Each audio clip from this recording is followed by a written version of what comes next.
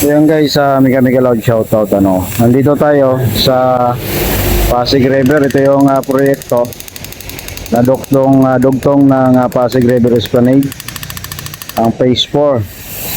Puspusan na ang trabaho. Kung naalala nyo, yung dalawang pundasyon na yan, yun yung nakaraan na in-update natin, nakakatapos lang buhusan. Diyan nila idudugtong ang I-beam na yan, yan yung I-beam na yan guys. Diyan nila idudugtong yan.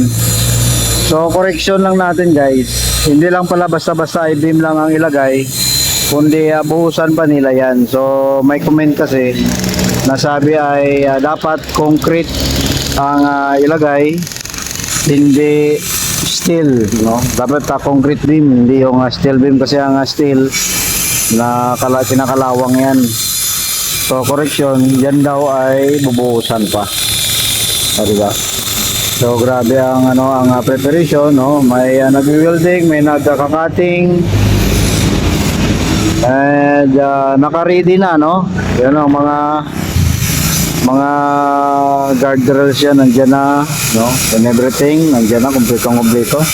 Itong project na ito, nagkakahalaga ng bilyon, kasi 25 kilometers ito guys, from Maynila hanggang Laguna de Bay. Ang flood control, milyon ang ginastos na, pero walang nakitang proyekto, or may nakita man pero mga ampaw. Ito guys, tingnan nyo. So kitang kita ang materialis, ang trabaho talagang quality. Ang dalawang pundasyon na yan, nakikita natin yung frame pa lang, yung steel pa lang, nakikita natin talagang grabe ang steel dyan, nilagay dyan. Kahit yung platform na yan, kitang kita natin yung steel dati dyan, talagang intact na intact. Hindi tulad sa flood control na ampaw, na bawasan or binawasan ang simento, binawasan pa ang kabilya. Dito guys, kitang kita talaga ang quality ng pagtrabaho. Yan, so malapit na nga matapos yan ang portion na ito, kasi sabi nila by before December kailangan mabuksan na ito or mainagurahan na ni Pangulong Bongbong Marcos. Yan.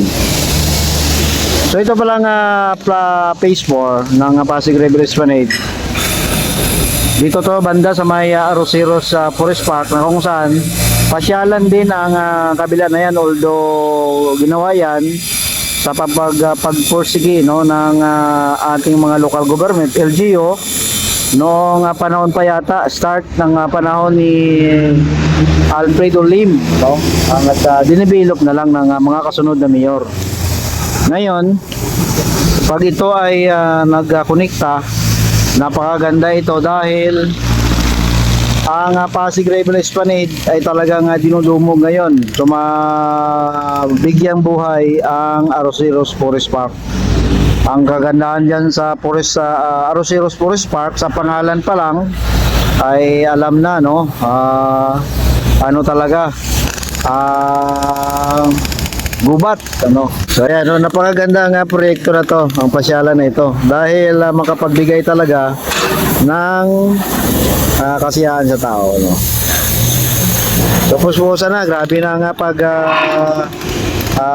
trabaho dito, full blast na talagang balak talaga nilang tapusin sa taon na ito, o kung hindi man, I'm sure naman talagang ipoporsige nila to, kasi guys, alam nyo naman sa ating pamahalaan ngayon, sa ating politika, sa ating bansa, pag once na hindi ito natapos ng kasalukuyang administrasyon, ang susunod na upo hindi na sinusuportahan or hindi na ipapatuloy. So dapat talagang matapos ito sa taon na ito, or hindi man sa taon na to, ang ating Pangulong Bongbong Marcos ay may 3 years pa. So I'm sure naman matapos ito.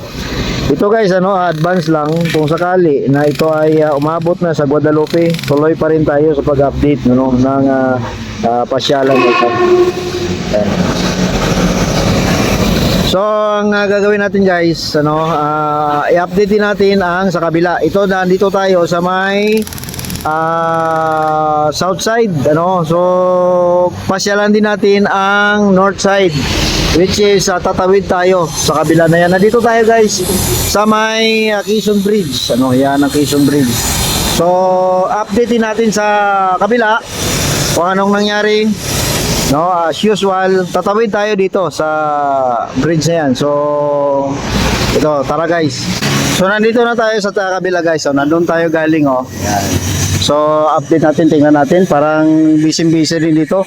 Yun, ang dalawang pundasyon. So kung nakaraan, kita natin frame pa lang or plywood pa lang.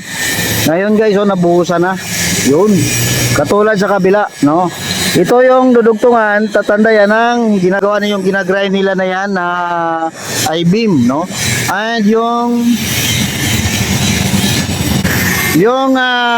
structure or lalatagan ng platform nandiyan na rin guys, di ba? Busy na rin yung mga tao dito. Di ba? So ilang saglit talagang puspusan na, ilang saglit na lang ito, tapos na itong project na ito. Yung phase 4 phase 4 guys. So sigurado mga ilang kimbot na lang tapos na ito. Pero ang itong proyekto na ito, sikat na sikat ngayon ang mga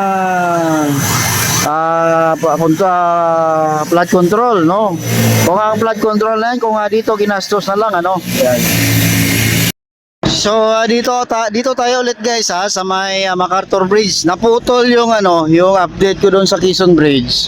Kasi habang nagre-record ako, may palapit sa akin na isang taong grasa, At ako kutob ko, ako talaga target niya, So umiwas na lang ako, pinutol ko bigla ang aking pag-record. So dito na lang tayo, dito safe, daming dumadaan sa sasakyan, LRT, and walang masyadong dito panganib, So kutob ko kasi akong punteriya niya kasi sa akin siya nakatingin habang papunta, So ako lang mag-isa doon at plus may taong rasa, so umalis na lang ako, Iwas na lang tayo kasi ang mga ganyan hindi talaga yan wala tayong kalaban-laban dyan. At wala talaga akong laban doon kasi malaki talaga ang tao, Tapos mukhang wala na sa matinong pag-isip, So may barge, tuloy-tuloy na ang proyekto dyan. Ang mga kulom ibaon na nila. And ito yung dugtong doon sa pinanggalingan natin sa Quezon Bridge. So yan. So nung nakaraan, nandito yan ang barge. Sabi nga natin nakabalagbag dito. So ngayon nandun na siya, At siguro maglilifting sila dyan, naglilifting talaga, ng kulom, or ano ba yan, I-beam din yata ang in-install nila yan, tingnan nyo guys. So nag-install sila ng I-beam, para naman yan sa platform, Pinayos nilang platform. Yun yung platform, ang dugtong dyan sa may phase 1, yung gawa na. So kung napansin nyo sa dati nating mga update ay may dead end yan dyan, So yan ang kaganapan nito. Ulit guys, naputol kasi ang ko doon. Itong project na ito, billion din ang halaga. Na-mention ko lang about flood control na yan ang issue ngayon. Napakalaking pera, Makin mo ilang kontraktor ang naka-project. Yung iba nalaman ko lang sa Senate hearing nila na may mga ghost project at ilang milyon din, ang nagastos. So ang point ko, kung yung mga proyekto na yan, although napakahalaga ng flood control, Kung sakaling na gawa talaga o nagawa ng maayos, napakalaking tulong sana, no, sa ating bayan. Or kung yung iba dyan, yung mga ghost project, o kung ginawa na lang dito sa Pasig River, sa pagpaganda ng Pasig River, may maganda nga pasyalan na at nakakalika din naman ng trabaho. Bakit? Maraming negosyante ang nagkaroon ng tindahan dyan ng pagkain. Nakakalika siya ng trabaho, ng business, at may pasyalan pa, o di ba? Yung ginastos na yon sa flood control, kung dito na lang sana ginastos, kita pa ang resulta. Tingnan nyo guys, o di ba? Kitang kita. Yan guys, ang update dito. Salamat po. Mag-ingat po tayo at mabuhay po tayong lahat.